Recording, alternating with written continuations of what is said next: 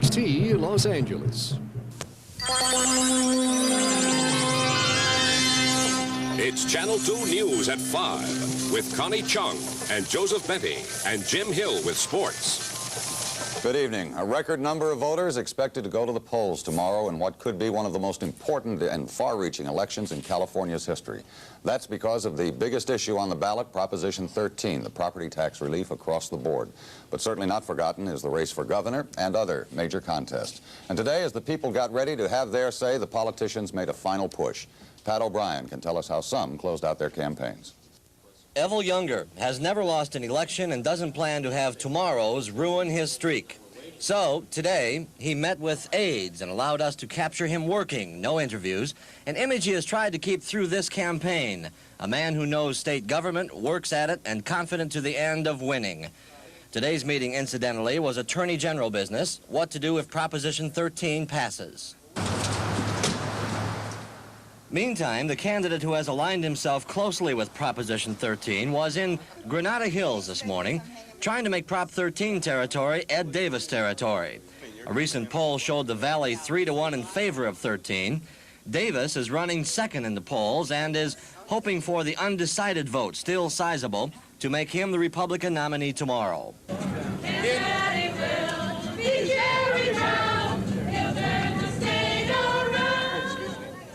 The closest thing to a political rally was at Hollywood Burbank Airport today, where Assemblyman Ken Maddy flew in with Maureen Reagan, flew in long enough to get their pictures taken and be seen in Los Angeles. Maddy, who spent a small fortune trying to get name recognition, is still trying this election eve. Trailing in the polls, he's not giving up. Neither is San Diego's Pete Wilson, who is also trailing in the polls and who, like Younger, chose to be seen working today, not campaigning. Of all the candidates, Wilson has been campaigning the longest, apparently with the least success. All four Republican hopefuls have been tugging at the public's anger over taxes, while still trying to get the message across that each can beat this man, Jerry Brown, beat him in November. Brown, who is unopposed, spent much of his day in his office in Sacramento working. With no major opposition tomorrow, Brown will no doubt spend his election night watching the vote on Proposition 13. So on this day before the election, there are few, if any, brass bands, no big political rallies with balloons and hats, because somehow this election has turned into a tax revolt, leaving the candidates the second reason why most people will go to the polls.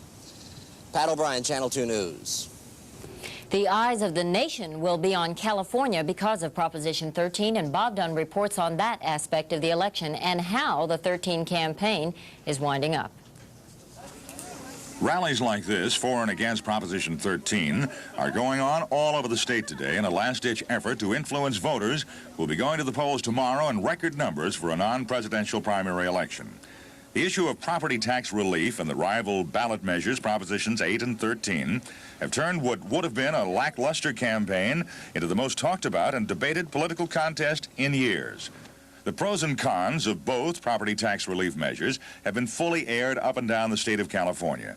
And if pollsters are reading the mood of the voters correctly, Proposition 13 will win by a landslide, or at least by a sizable margin.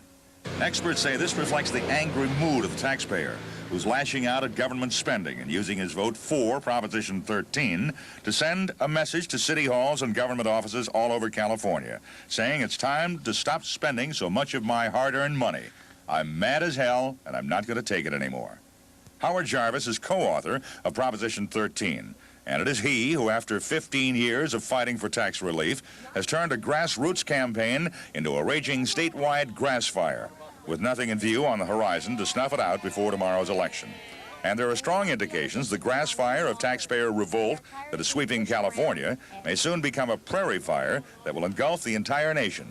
Well, I got a big reaction in New York today. I did a show there this morning. In New York, every place I went, the restaurant, and every place people recognized me, and the reaction is so big that I can't hardly tell you. How many states have inquired of how to do it here? Well, I think around 38 to 40 states have inquired, and they're going to, as I understand it, it's introduced in Oregon, it will be introduced in Arizona, and it'll be introduced in Michigan, and Oklahoma, and New Hampshire, Connecticut, Massachusetts, and Pennsylvania.